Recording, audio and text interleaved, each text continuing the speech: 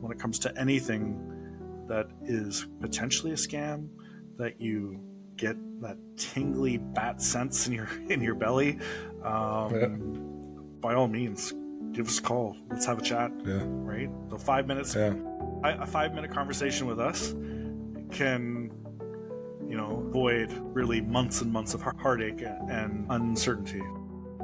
Yeah, prevent stolen funds, ruining your credit bureau. Like, there's so many things, right? By just having a quick conversation with us, we can help them avoid all that. Wake up, it's time to rise. Talking money with sharp insight. Jim and Ryan here to guide. Master in the money ride. Saving stacks and planning dreams. Living large by honest means. Tune in now for the schemes. Breaking down financial themes.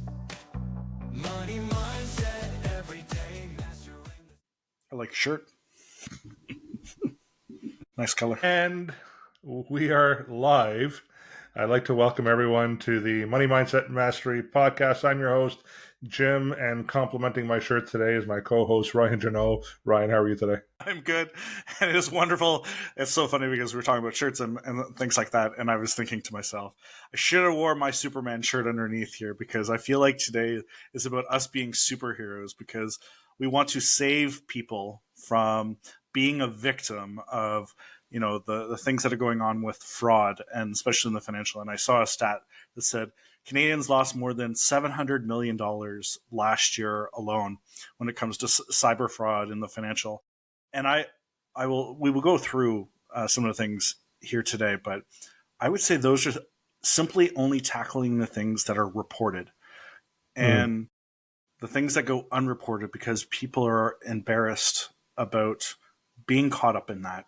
And you'll be surprised how often this happens with a lot of people. And again, our podcast is about awareness, about education.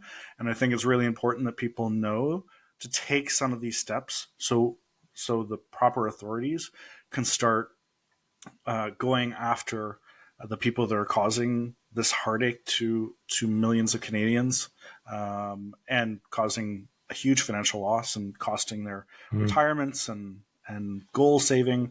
And that's what we're here to do, is help people attain their goals. So with that being said, Yep. So episode title, Protect Your Finances, Top Fraud Prevention Tips. So we're going to talk about the different types of frauds that we're seeing that are out there, and some of the tips on how you can protect yourself from some of these frauds.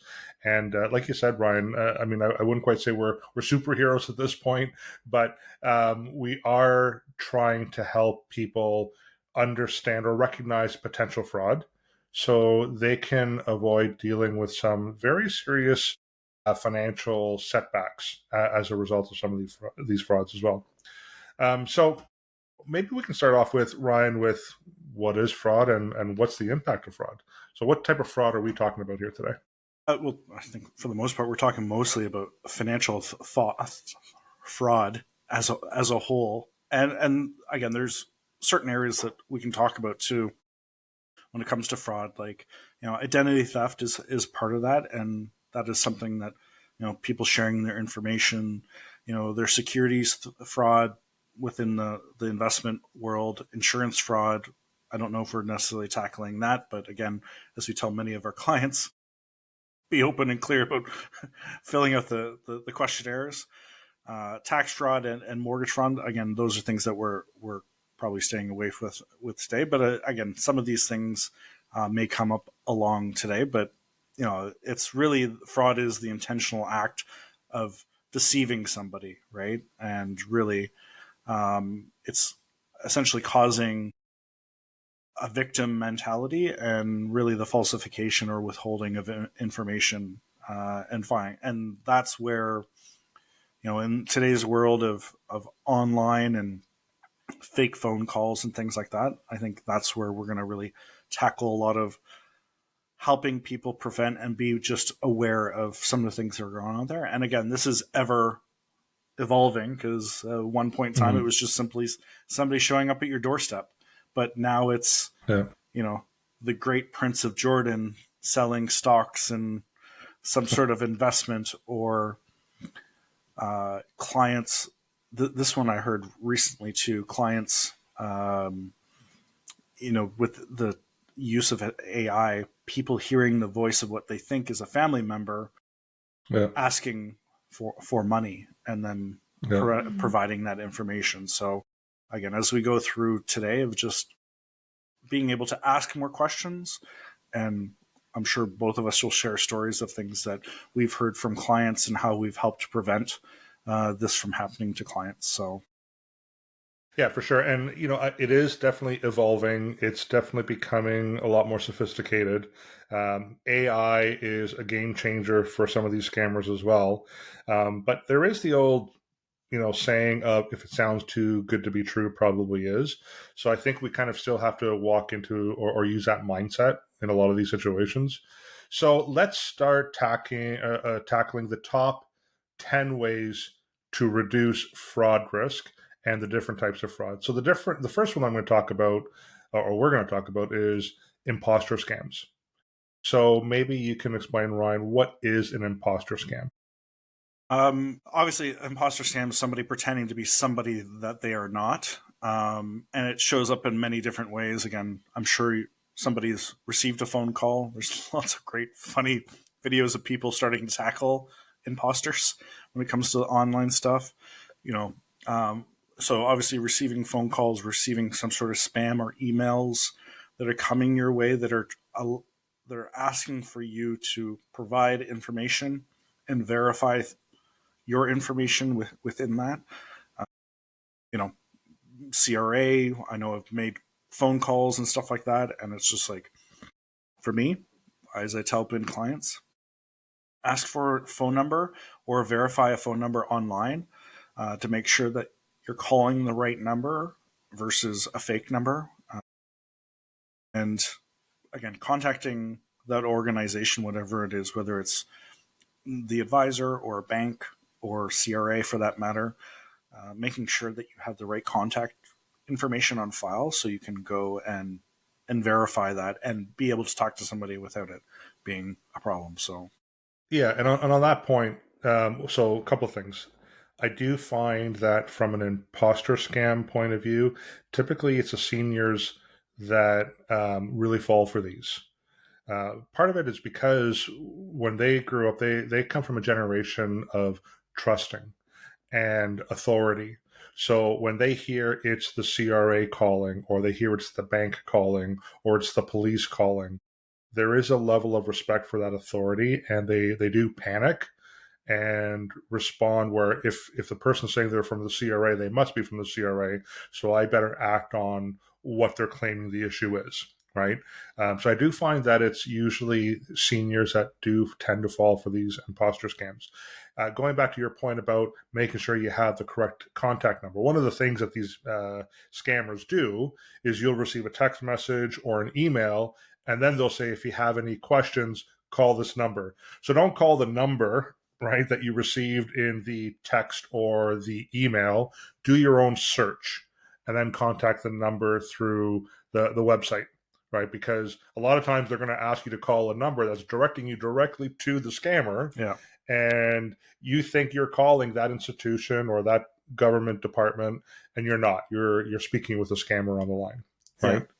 The thing I would add to, on top of either providing numbers, they have a very quick link, and often through text. It was always via email before, but now it's becoming part of text messages too, which is just click this link, and that link itself will take you on a world of hurt, the winter wonderland. So be careful that you're not touching those types of things. And again, we're working with you and all the group and the partners.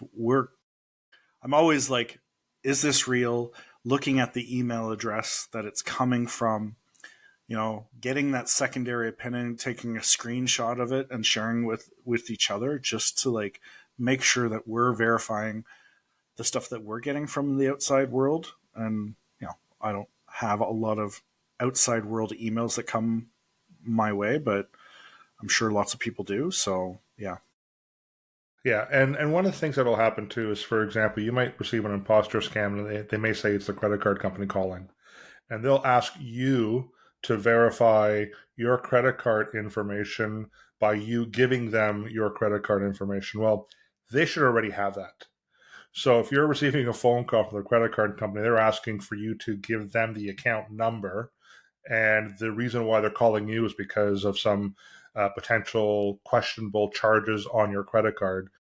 Don't provide them with that information. Ask them to read out what they have on file. Chances are they're going to hang up because they don't have your information. They're trying to gather that from you. An example of another imposter scam actually happened to my nephew a couple of years ago. And it wasn't actually my nephew, it was his grandfather. So my brother-in-law's dad. My sister and my brother-in-law were away on a trip in Italy to celebrate their 25th wedding anniversary. And all of a sudden, my nephew's grandfather received a phone call from the police, and they put the nephew on the line, and it sounded just like my nephew, basically saying that he was in jail and he needed to send money to get him out of jail. He almost fell for the scam because the nephew I'm referring to, and sorry, you're going to hate me, I'm not going to say your name, but going in jail wasn't really, unrealistic. It could be believable with this one particular nephew. He's a good kid. He doesn't do anything bad. But anyways, the good thing is, because the police officer apparently wanted him to meet at like a parking lot at a Tim Hortons somewhere to exchange the funds, right? So he kind of thought that was odd. So he actually called the local police department because when he was on the phone with the scammer, he's like, "Well, let's just meet at the local division." And he's like, "No, we don't want to meet there. We want to meet at a parking lot of Tim Hortons." So he did call the local police division, and there's no one by that name in custody, and it sounds like it's a scam. So, but right away he panicked because he knew that his son and daughter-in-law were outside of the country. He's hearing that his grandson is arrested and potentially in jail. So his knee-jerk reaction was, "Oh my God, I need to help him." But then, thankfully, he thought it through and realized it was a potential scam. So no funds exchanged hands in that situation. And my nephew was never in jail and never would go to jail. So we'll clear him as well. A couple things I was going to add to that is, one, my uncle, who's a former police officer, always says that when it comes to any of this stuff, if in doubt, ask to meet the local precinct, and that will weed out a lot of people. And that is very true when it comes to like buying things online. If you're ever not comfortable, going back to even to the social media piece, which is a huge thing. And again, it talks about personal information. The amount of people that are scouring Facebook and Instagram on the next time you're on vacation. And I know we all want to share our great experiences, but please do not share the experience while you're on vacation, and share after you've got home, because the amount of break-ins that happen because of that, because it's so easy to track where you are and open homes. It's just again, one of those added, share personal information only with those that you want to share that personal information with, and that when you go on vacation, again, and those experiences, you share them afterwards, not while you're still currently in some other country enjoying some, hopefully, sunshine.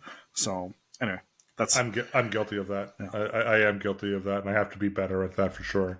Yeah, and then finally, before we move on to the next one, is I worked in the credit card Visa department for one of the banks that I worked with years ago, and we could never ask for a person's password, nor did we ever have it on file anywhere, right? So again, if you're receiving a phone call from the bank and they're asking you to read out the password, that's potentially a scam because we never had it recorded anywhere on file. Okay, so just be careful with that.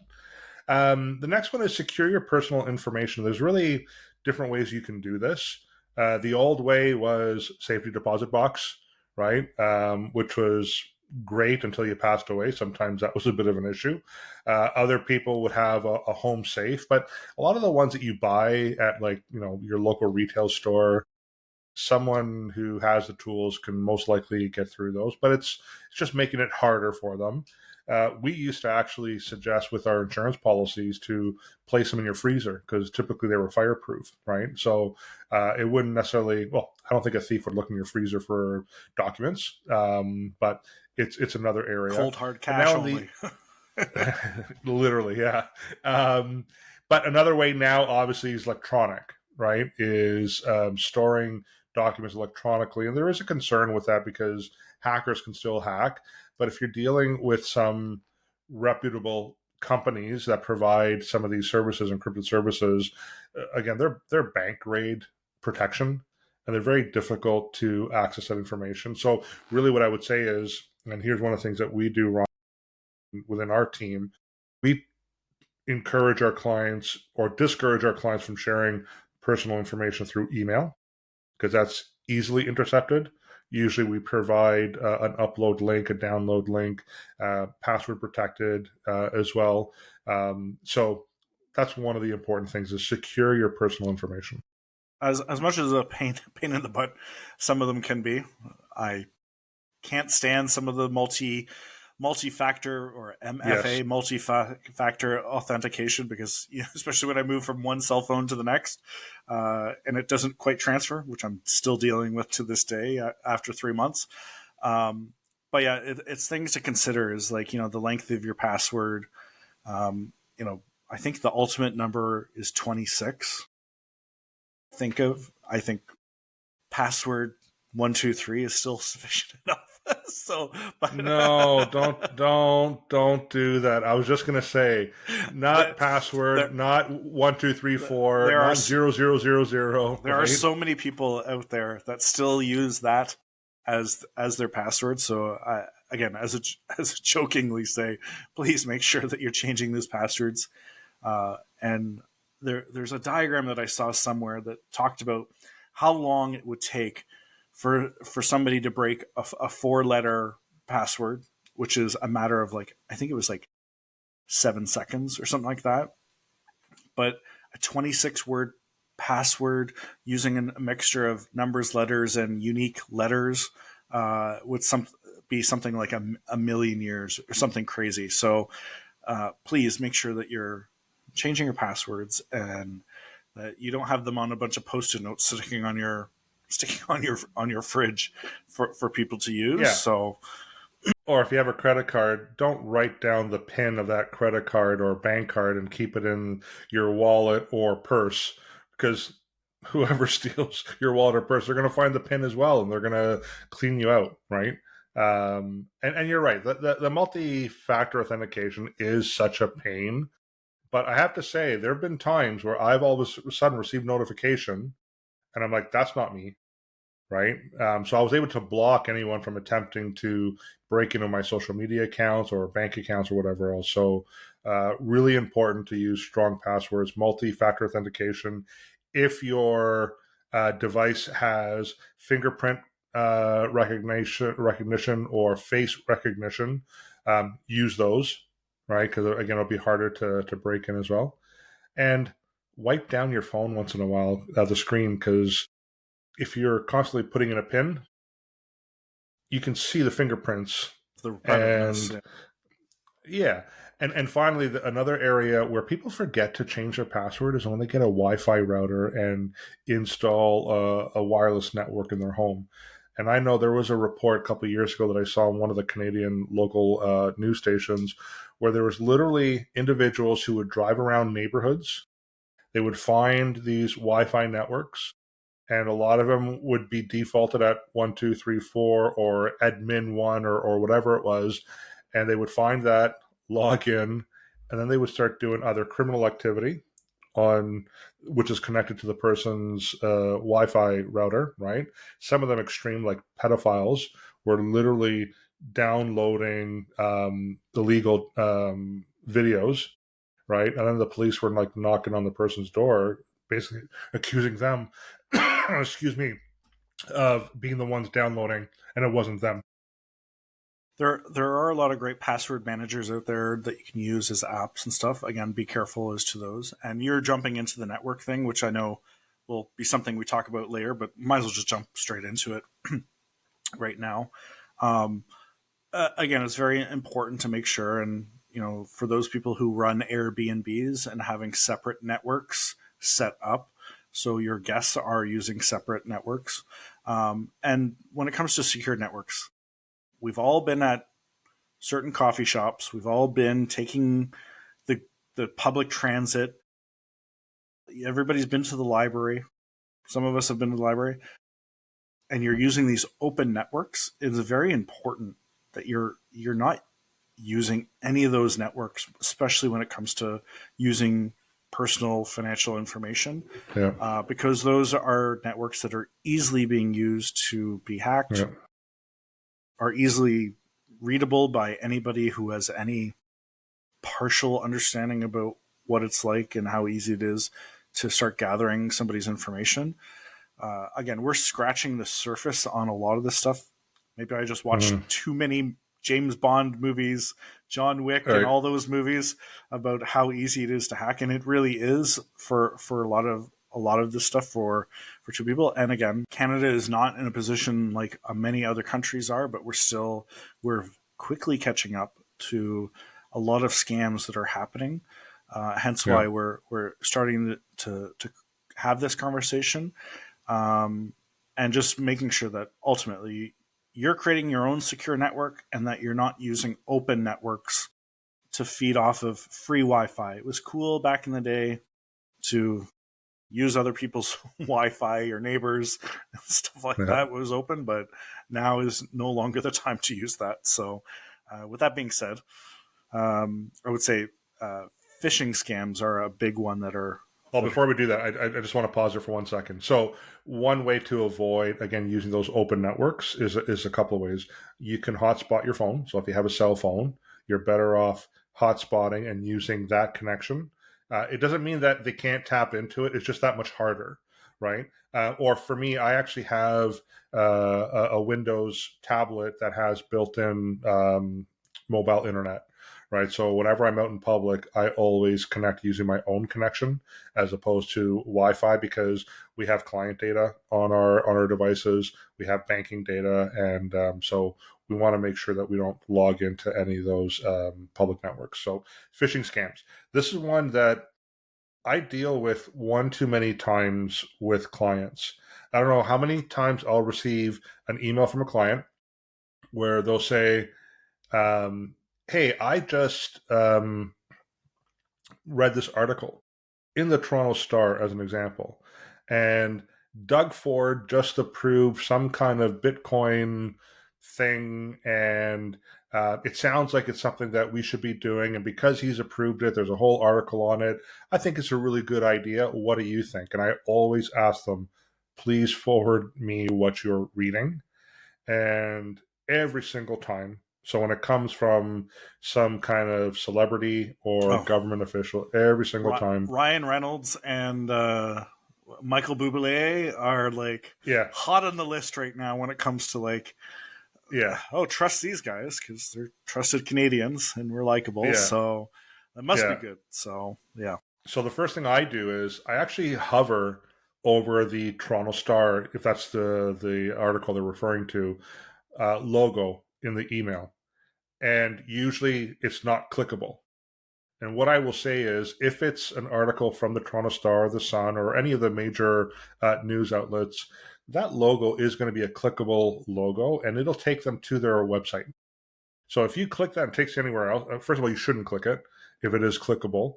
But if you hover over it, you can see what the actual address addresses. Yeah, is. And if it's not clickable at all, that's a first indication right there. It's probably a scam.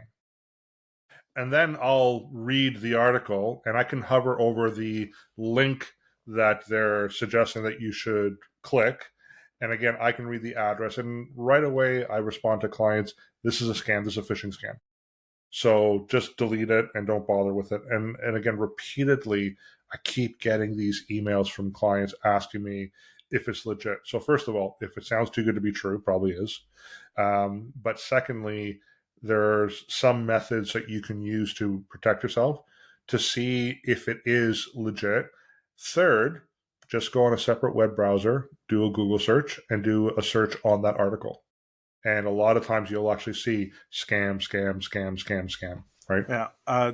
So again, my aunt, who is formerly in the world of banking, informed me about something else because I was talking about this scam and phishing and stuff like that. There's an article, I guess, about banks and uh, posting promotional, you know, 6.5% interest rates Right. as their marketing. And again, a lot of them are paid scamming. And I guess there's an article right now of somebody who lost, I want to say $70,000 because they were promising a GIC rate, because I know how some people love their GICs. And, they look at that and they go, that's a great rate. I want to click on it. So they click on it and it takes Mm-hmm. them. And the person was scammed out of a significant amount of money Yeah. for GICs, Yeah. and making sure, one, there's a time and a place for GICs, but at the same time that, again, every marketing advertisement that comes up on your screen is an algorithm that Mm-hmm. is very easily paid by a scammer for, $39.99 a month. They can put out a bunch of advertisement to make sure Yeah. that they're able to capture people that are looking for that information. Yeah. Be very cautious as to some of the information that, as you said, if it's too good to be true, you know, best to make us part of your top 5 list is ultimately what it comes down to. Is Yeah.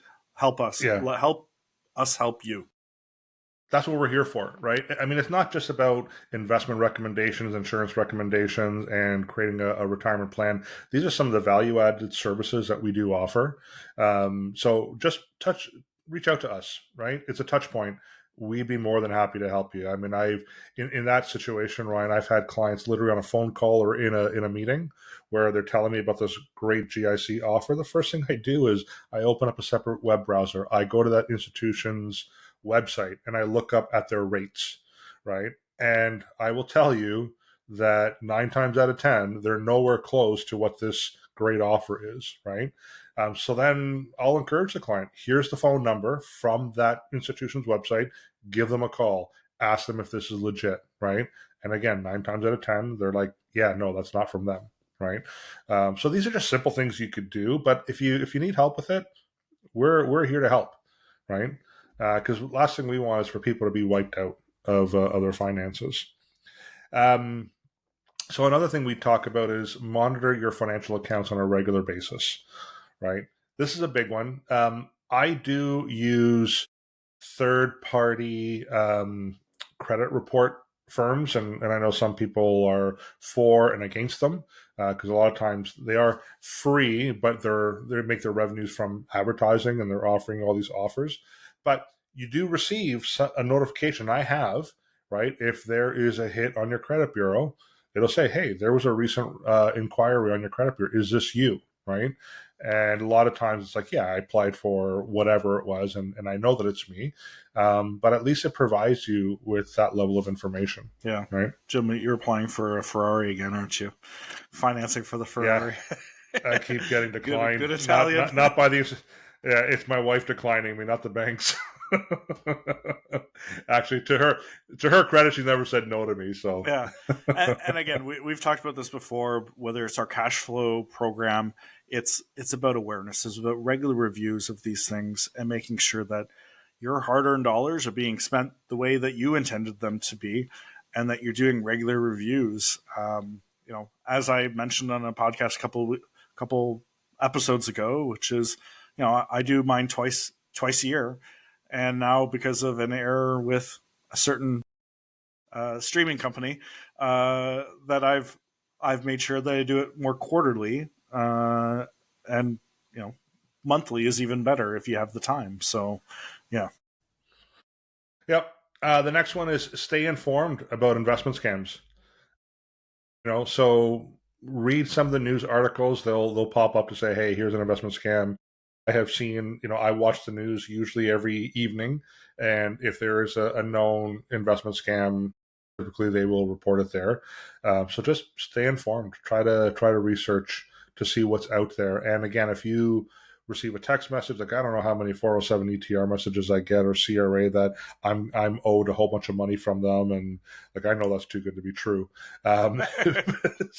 So right away I know it's like and look for things like for example, you can see in there if it's if you're getting an email from someone that it looks official, and then you hover over the email address and it's a Gmail account, scam, right? If you look at the website or the link and it's 407 dot whatever ETR, well, it's a scam, right? They do a really good job of making it look like very close to what it should be, but usually it's one off by like one letter or whatever, right? One character. Well, you were saying the letter, and somebody from the security network had told me, look at the A. The A is one of those key things of like Hotmail, and there's the A within it. And if the A is like a certain squiggly and doesn't look like your normal A, that in itself will, and it's just taking that quarter of a second to just be like, is this real? And saves you a life of heartache. So, yeah. Digital devices. I mean, most people have one. It's amazing how many people don't have a PIN to access it, or again, face recognition, or was it iris recognition with your eyes, right? So that's the first thing you should do when you get a new device and it asks you, do you want this level of security?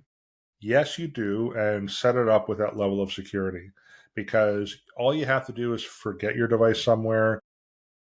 You're at a restaurant, someone kind of is able to collect it while you're not even paying attention, trying to go in, look at your banking, whatever else. Just protect it. Right? Don't keep it unlocked, and don't have it unlocked for an extended period of time. So some people will have it there like for 30 minutes, it's unlocked. I wouldn't do that. I would keep it at a shorter interval. And I know it's a pain, but it's to protect yourself. We talked about secure networks, right? Using secure networks.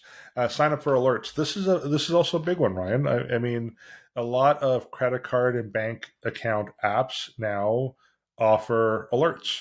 So every single time I put a charge on my credit card, I get an alert saying, "Hey, this is the charge just went through. Was this you?" Right? So I think that's something that people should do, and it's fairly simple and straightforward. And you can also set up those alerts, like you said, multi-factor authentication. Your social media accounts, many of them will have alert or an alert option.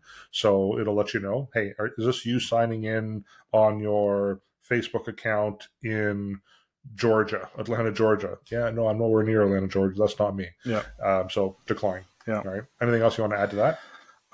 No, it's normally me buying $100 worth of pepperoni for pizzas. So I know those alerts are real and true. So it would be if that was happening to me as well. Yeah. So, but yeah, know your spending habits and know who has access to your vehicle, your documents. And I know as far as there's a great conversation happening with allowing parents access to their kids' credit cards and allowing them to build up their credit scores and stuff. And again, that's open communication between you and your kids to say, hey, where are your spending habits at? And how can we make sure that you're buying the right things, and were you in need of this? And again, great conversations to have. Again, visit our podcast talking about financial literacy with kids. So, yeah. And finally, educate yourself and also educate others of these scams, right? So do your research. I've had someone really close to me who was defrauded some significant amount of money. It was a Bitcoin scam. And if all they had done was talk to me about this great opportunity, I would have been able to, in seconds, let them know this is a scam. Unfortunately, they didn't talk about it. They kept it to themselves, and they ended up losing a lot of money and added a whole lot of stress in their situation. So educate yourself, talk to others about it.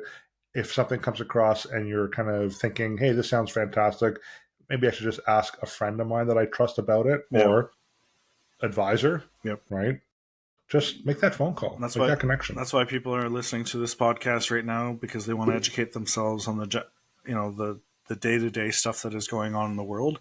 But the biggest investment that you can make is on yourself and making sure that you're educated in different areas. And when it's surpassing your ability, bring in great people onto your team to be able to inform you. So For sure. yeah. So what should people do if they actually are a victim of fraud? Well, again, I said this at the beginning, the amount of money that Canadians have lost in 2024, and I think it said it went up 15% year over year. So obviously, it's becoming a bigger and bigger problem for us.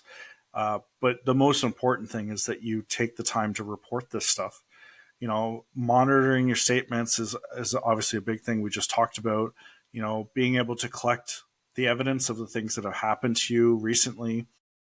For me, it's like, hey, my body's having a reaction to, my joint hurts. Why is that? What did I eat over the last 24 hours?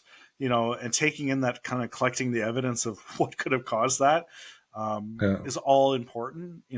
Obviously, you talked about it when it comes to financial institutions. If you're going away, it's really important to call them and make them aware that you're going away. That way, if you're taking a trip to some sunny destination, you're suddenly not cut off from all the wonders, but at the same time that your financial institutions know where you're currently at. And yeah, contacting local police with all the information of if it has happened to you, that is so important that you report it sooner than later, because they can then start doing kind of their steps as far as the process when it comes to the Canadian anti-fraud, and making sure that they're collecting that data, because you're likely not the only person, right? Yeah. And that's really important that people should take away from today's episode, is that you're not the first person, you won't be the last person. So know that by reporting it can help the next individual, and also by reporting it could potentially very much help you in making sure that you're recovering some of or all of what may have happened to you. But again, the people that are doing this are becoming more and more creative, and the more that the police or whatever agency is tracking this information can help make a case to ensure that it's not happening to more and more people, and shut it down, really. So that's the ultimate goal. So yeah. While you were speaking, I kind of remembered two other types of frauds and scams and how you potentially can protect yourself. So they're more specific to, for example, mortgage fraud. We've heard the stories of retired individuals who had their home paid off. They go away, they come back, and their house was sold underneath them somehow. And I know our partner Sonia at TVH Legal, one of the things that she recommends to clients who have paid off their homes is to have registered like a home equity line of credit, even for $50,000. And it doesn't really cost you anything. You don't have to use the line of credit, but because it's registered on title, for someone to try to again sell your home, they would have to discharge that home equity line of credit. So it's just an additional layer or barrier Protection for someone, protection for you. Yeah. So for those of you out there, if you have parents, if you're listening to this, and again they've paid off their homes and there's no debt on it, one of the things you can do to protect them is just to register a HELOC on it. Small HELOC, that's it. It's registered on title, and it's just one extra barrier for the potential fraudsters. Another one, and I know I've referenced this individual a few times in our podcast, and so far I haven't gotten any hate comments on it. Dr. Phil. He's done some shows about the Nigerian scammers, right? The catfishing. One of the questions that they've asked these catfishers, because a lot of times the communication, the grammar is horrible, right? So when they claim to be the prince of whatever, right, and their grammar is just horrible, and they'll ask the scammers, like, is this intentional? And many of them say it actually is intentional. And the reason why is because they said if the person they're catfishing kind of glosses over the grammar part of it, then they're a perfect victim, right? Because they're looking past some obvious red flags that most people would look at and say, this doesn't make sense, the grammar's horrible, right? So that's another thing that the scammers will do. So if you receive some form of messaging and the grammar's horrible, don't gloss over that.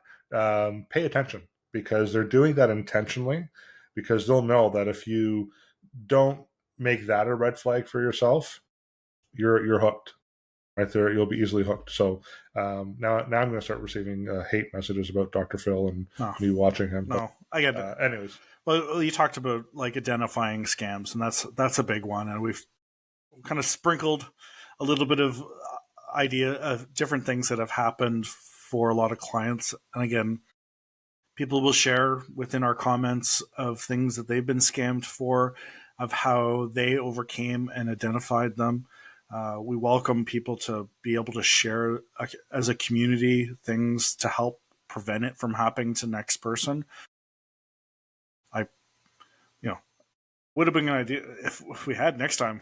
We'll have somebody from the Canadian Securities or Canadian Anti-Fraud Center to be able to support and help people identify. I know, you had talked to one of our clients who works within the security industry and cybersecurity, and making sure that we're doing the right things for all clients when it comes to like sharing, whether it's sharing information or identifying scams. And again, we're constantly reviewing for ourselves, especially with the information that we have. We're constantly reviewing like our day-to-day stuff. But it's clients that are the ones that are kind of the first wave that need to be very aware of what is happening and what is potentially a scam for themselves. Yeah. And I will continue to say this. I like being part of people's top 5 lists. Just had a conversation with a client today that loves that I'm part of their top 5 list. And then I had another conversation yesterday with a client that was reminded how important it is to just make me part of the top because of the stress that some things cause them. And I'm like, I'm here to support. How can I help? Right? So how can we as our TVH group team help support you in making sure we take off the stress? And when it comes to anything that is potentially a scam, that you get that tingly bat sense in your belly, by all means, give us a call. Let's have a chat. Right? So 5 minutes, a 5-minute conversation with us can, avoid really months and months of heartache and uncertainty. So, prevent stolen funds, ruining your credit bureau. Like there's so many things, right? By just having a quick conversation with us, we can help them avoid all that. And it just reminded me. So this has happened twice in my time as an advisor, and there's this. So this is what happens: is that clients call me and say they want to withdraw an X amount of dollars, right? And it's your money. Do what you want with your money. But I feel like in those situations when it comes, because I like to know what's going on and how people are doing. And within those two conversations, to understand that, hey, you're going on a vacation. That's amazing. Being able to transfer the funds, how does it adjust your goal? Or, hey, congratulations, we achieved one of the goals that we set out like over the last few months. What I found is that the people that specifically do with certain institutions, they don't get asked that question. Here's the money, right? Yeah. And on the second one in particular, it was a situation in which was a scamming person that was pretending to be a cousin that was asking for $12,000, right? And had I not asked those questions of that client, that person would have been out $12,000. Now, it's not a lot of money for some, but it can be a huge difference for others, especially if, as you mentioned, a lot of retired clients often get scamming phone calls. I would say, to add back to our fraud, in case people weren't aware too, when you pass away, your will becomes public and it doesn't cost a whole lot. Those clients that are now new widows are high targets. So when it comes to making us part of your top 5 list, assigning somebody that is a trusted contact, somebody that can speak on your behalf, putting it in part of your will too, as making sure that you have a power of attorney. There's all these things of roadblocks that I find that, although might be a small inconvenience to call and talk to me, but again, I haven't had any complaints yet to have a quick conversation with me. Yeah. But I've prevented a lot of money from going out the door simply because I've asked that question. And I would challenge every advisor and every institution. If you aren't having these conversations with clients on a regular basis, especially when they want to withdraw a large sum of money, as to what their plans are with it. I know I've talked to Sonia. Sonia has the same conversation with her clients. I know John has those conversations. Same with Dave, is like, what are the plans with that money? And it's just simply asking, what are the plans, and making sure that it's achieving your goal and at the same time protecting all of your goals and what your intentions are with that money. So with that being said, as I think I've said that many times, I believe that it's a very big step for a lot of clients to make sure that when you have a great advisor like ourselves that are very interested in making sure that you attain your goals, that they're going to help prevent some of this heartache that we've talked about today from happening, and just asking the right questions. So yeah. And going back to the estate claim, I did have a situation 15 years ago. A client of mine, single child, mom passed away, and she was going to inherit a lot of money. And all of a sudden, out of the blue, someone made a claim that basically said that they were a relative, a long-lost relative.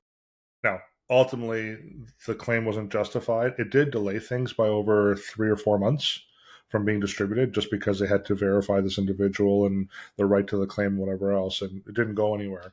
But that's where, again, some of the estate planning benefits that we provide with placing money in certain contracts that help avoid creating an estate. I just had that recently where a client, his mom passed away. We place the bulk of the funds into a segregated fund, cashable GIC, and guess what? Mom passed away. There's no estate, no claim, nothing. It's clean. So those are some strategies that we can implement. So we're going to start shutting things down, Ryan. So if clients do have any questions, or if anyone has any questions, they'd want to know more about how they can help themselves prevent from being defrauded, or knowing more about these scams, how can they find us? CA is the biggest thing. Obviously, any of our platforms we respond to. I will always leave the phone number up to you, Jim, because I don't call us. 647-727-4668. You can also email us, financial@tvhgroup.ca. And as Ryan mentioned, you can find us on our website, tvhfinancial.ca, tvhgroup.ca, or all the social media platforms. So, Ryan, I think that's another one in the books. And I'd like to thank everyone who's watching us live and listening to us live, and also recorded. And can't wait for our next episode. So thanks, everyone. Talk about fraud, talk about taxes. We might talk about taxes soon. So all right. So all listen right, in. Good. All right. Yeah. All right. Take care, everyone. Take care.